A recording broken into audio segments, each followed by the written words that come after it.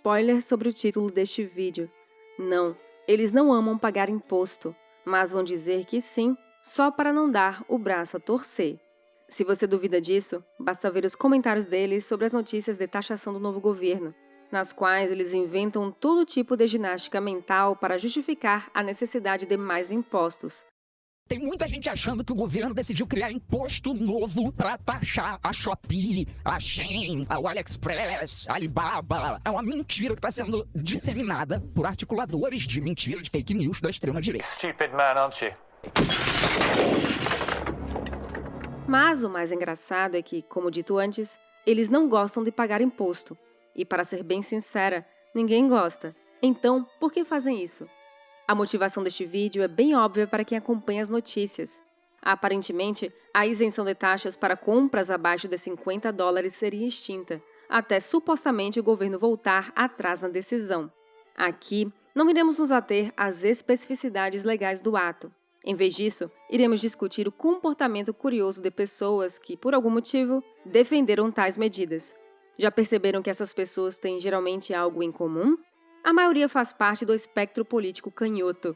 Sim, justamente a parte que se julga grande porta-voz dos pobres e oprimidos, mas que concorda com medidas que tiram o poder de compra dos menos favorecidos. Quanta empatia, não? Se você assistiu ao nosso vídeo de título "A esquerda não tolera o trabalhador", então já sabe que isso não é nenhuma novidade. Se ainda não assistiu, o link está na descrição. Aliás, já que mencionamos esse vídeo, lá falamos do caso dos impostos sobre os jogos eletrônicos. Nesse caso, do mesmo modo que aqui, muitos defenderam o imposto que, na prática, ia tornar um lazer caro ainda mais caro. Defendem que jogos são um tipo de lazer supérfluo, então deve ser caro mesmo.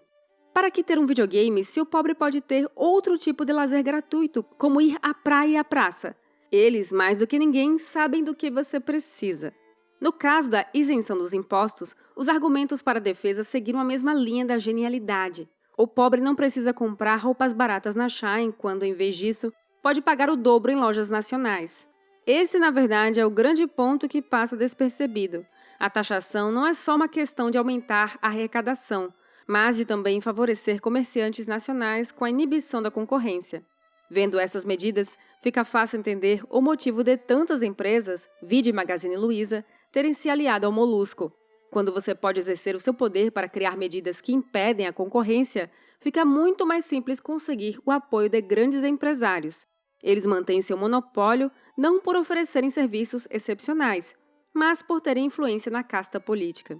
Mas é claro que tudo isso que foi dito passa despercebido pelos esquerdistas, logo eles, que juram odiar os grandes empresários. Então, mais uma vez, voltamos ao assunto do vídeo citado anteriormente. Lá, também falamos que, segundo a mente esquerdista, é necessário que o Estado tenha cada vez mais receita para resolver os problemas sociais. Muitos defendem a taxação baseados nesse pensamento. Cria-se um inimigo e, a partir disso, tudo é justificável para combatê-lo. Os pobres vão ficar sem produtos baratos? Não importa, é para salvá-los da fome. Aqui, Chesterton já analisou esse tipo de comportamento em seu livro Ortodoxia. Segundo o autor, o progresso verdadeiro significa mudar o mundo de acordo com uma visão pré-existente em nossa mente. Só que, em vez disso, os progressistas mudam de visão a toda hora. Se, por exemplo, um homem deseja tornar o mundo mais azul, então ele irá trabalhar ativamente para pintar tudo que vê de azul.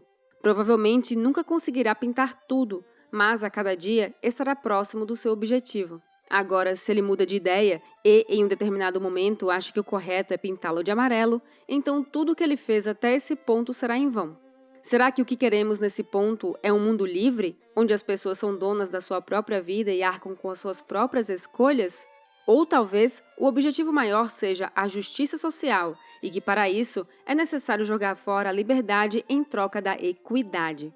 Ou talvez seja segurança, e então, para se viver em um mundo seguro, é necessário privar as pessoas das suas próprias escolhas.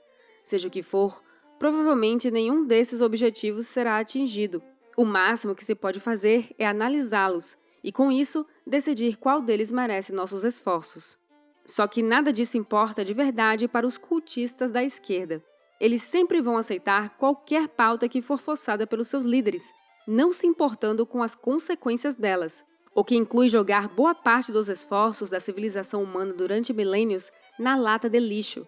O mais importante é que o líder decide, não é o que você, usando a sua própria consciência, pensa. Então eles vão lá esbravejar que lutam pela justiça social e pelo bem-estar dos pobres, mas defendem todas as medidas que, de algum modo, pioram a vida deles. Eles sabem muito bem que todas essas medidas não os afetam, só que são incapazes de se colocar no lugar do outro. É por isso que vemos, por exemplo, o nosso ilustríssimo ministro da Fazenda declarar publicamente que desconhece a Shein. Claro que ele desconhece. Ele não precisa usar a loja para comprar seus ternos caríssimos. Basta usar o auxílio terno, pago com o dinheiro do contribuinte. E como se não bastasse, ele ainda prefere dizer que só utiliza a Amazon para comprar um livro por dia. Que homem culto! Uma pena que ele compra isso utilizando o seu dinheiro. Do mesmo modo, a maioria dos esquerdistas não é afetada por essas medidas que defendem. O que é uma taxação em encomendas abaixo de $50 para quem na maioria das vezes é rico? Nada. E mesmo os que são afetados por essa medida, na maioria das vezes, vão arrumar desculpas para absorver o prejuízo e, assim, não comprometer seu posicionamento político. Ninguém gosta de pagar imposto. A única diferença entre os que apoiam maiores taxas para os que desaprovam é, além da diferença do patrimônio, o grau de fanatismo pelo atual governo. Quanto mais as consequências das suas ações forem sentidas, mais propensas as pessoas ficam de rever seus posicionamentos. É por isso que eles precisam atribuir qualquer infortúnio causado por suas próprias decisões a qualquer outra coisa, menos a eles. Se os preços do serviço subirem, a culpa, obviamente, é de quem fornece o serviço, por ser malvadão e querer lucrar mais, mas nunca simplesmente as consequências das ações que eles há pouco tempo apoiavam. Ou então a culpa é da lógica do capitalismo. Aí eles vão atribuir todos os problemas ao sistema e advogar por uma revolução. Enquanto as consequências não forem sentidas, os esquerdistas continuarão fingindo que gostam de pagar imposto. A verdade é que, para eles, nada disso será sentido. Somente a camada mais baixa da sociedade sente o aumento dos preços. É justamente por isso que os pobres, em geral, são bem vocais para expressar a sua insatisfação com tais medidas. Não importa em que eles votaram na eleição passada. Se eles sentirem no bolso que as coisas estão piorando, então eles sabem que tem algo de errado acontecendo. É mais fácil para o governo, em vez de voltar atrás, pagar influenciadores para desinformar a população e apaziguar o pobre. É o tal do fake news do bem. Eles vão usar toda a sua retórica para espalhar mentiras e tentar convencer que os aumentos são sim necessários. Bem, boa sorte tentando convencer alguém que ganha um pouco mais que um salário mínimo que, de algum jeito, é necessário que ela pague mais caro pelas roupas que usa no dia a dia. Spoiler! Não conseguiu e não vai conseguir, visto que já voltaram atrás na medida. Parabéns, Felipe Neto e companhia, por serem usados para absolutamente nada. Agora restam a vocês duas escolhas: manter o que disseram anteriormente indo contra o governo ou ignorar o que falaram e voltar a apoiar as medidas do painho como se nada tivesse ocorrido. Bem, sabendo que o atual governo cogitou e muito provavelmente tentará impor novamente esse caminho, o jeito é esperar para ver se, ao final do mandato, o presidente ainda manterá o título de pai dos pobres. Se ele está precisando de toda a sua corja de abutres digitais para mentir para o pobre, então claramente tem algo de muito errado aí.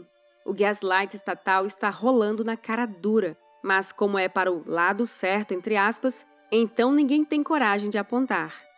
Este vídeo foi resultado da colaboração entre Paulo Almeida, Baby Yoda e Nicolas. Inscreva-se no LD Liberdade, curta e compartilhe este vídeo. Qual deverá ser a próxima passada de pano dos esquerdistas ao atual governo? Responda nos comentários abaixo. Até o próximo vídeo!